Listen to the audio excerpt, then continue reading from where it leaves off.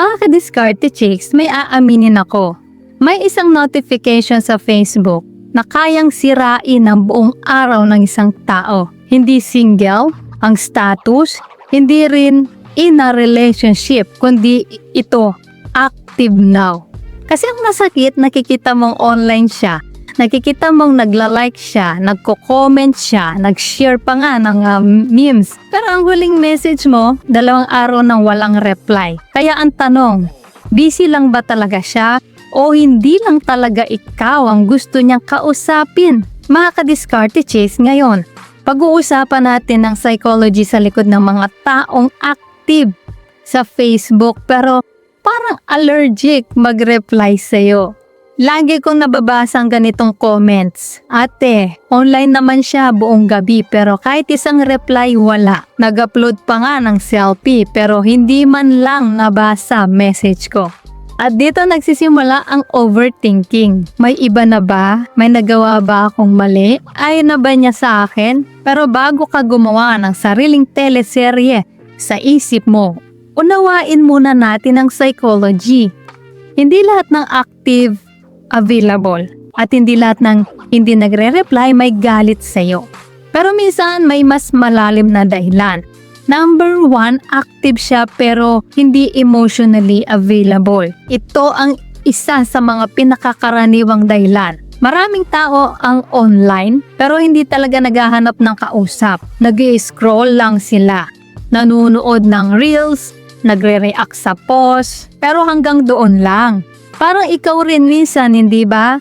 May mga araw na binubuksan mo lang ang Facebook para mag-relax. Hindi dahil gusto mo makipag-chat, kundi dahil gusto mo lang magpahinga ng ang isip. Tapos may biglang nag-message. Ang unang pumapasok sa isip mo, mamaya na lang. Wala pa akong energy makipag-usap. At alam nyo ba, may paliwanag dyan ng psychology. May konsepto na tinatawag na social battery. Parang baterya ng cellphone. Kapag ubos na kahit online ka pa, wala ka ng lakas makipagkwentuhan. Mas gusto mo na lang mag-scroll kaysa makipagpalitan ng mensahe. Kaya tandaan ninyo mga ka-diskarte chicks, hindi dahil active siya sa Facebook, ibig sabihin ready na rin siyang makipag-chat. Minsan online lang ang katawan niya pero ang utak at emosyon niya naka-low battery na. So pangalawa, hindi ka priority sa oras na yon. Masakit pakinggan. Pero totoo, lahat tayo may nire-replyan, may inuuna. Kapag gusto natin ng tao, nakakahanap tayo ng 5 segundo. Hindi 5 oras, hindi 5 araw. Kahit busy ako, later ha. 2 salita lang. Kaya kung paulit-ulit na siyang online pero hindi ka man lang nabibigyan ng simpleng acknowledgement, hindi ibig sabihin wala siyang internet. Baka wala ka lang sa top priority niya. Alam mo yung iba, kapag hindi nireplyan, nagpapalit pa ng profile picture. Baka raw mapansin. Tapos maya-maya, nag-my day, nag-story, nagpalit ng cover photo, nag-check pa kung sino ang unang nag-view.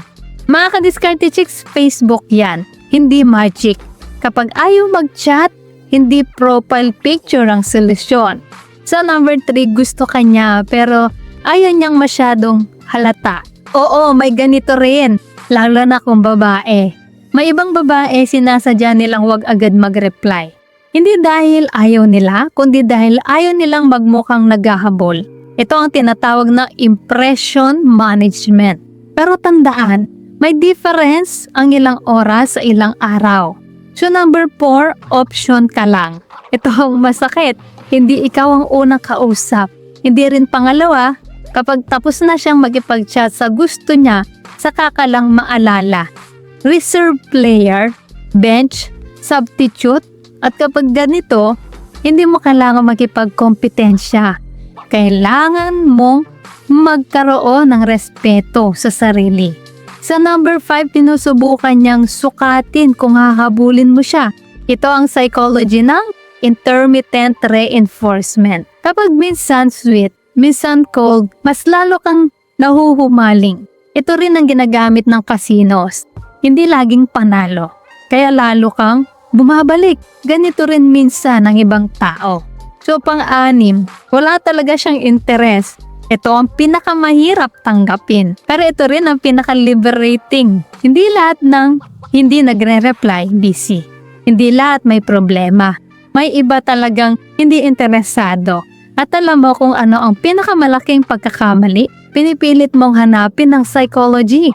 Ang isang taong malinaw na ang sagot. Makaka-discarte chicks kapag active siya sa Facebook. Pero hindi kanya ma-replyan. Huwag agad mawala ng pag-asa.